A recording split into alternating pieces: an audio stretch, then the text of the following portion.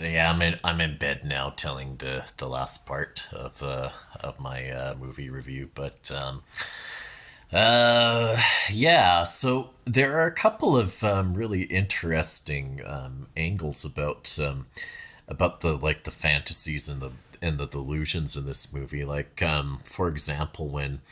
Richard Burton's character had made up that story about the kid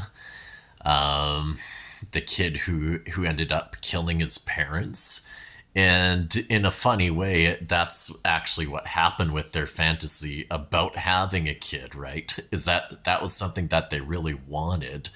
and that they couldn't have it, and then they couldn't face the reality of themselves, right? So they were living in this delusional reality in which they had a kid, and it's almost like their former selves had perished because they were having this kid, in their own little fantasy imagination. And um and there's also, a part early on where Richard Burton's character was a history professor, and the young man was a biology professor, and Richard Burton was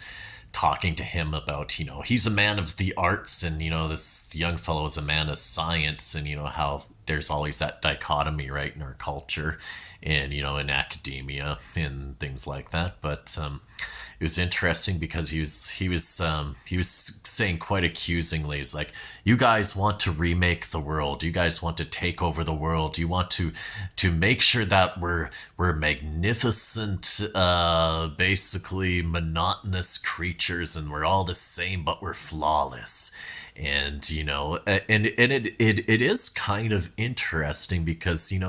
if you look at the push and the crux of a lot of what we're talking about, in particular in this day and age with like transhumanism and stuff like that, is that, we could all, just be part of this Borg or this cloud, and we could basically like implant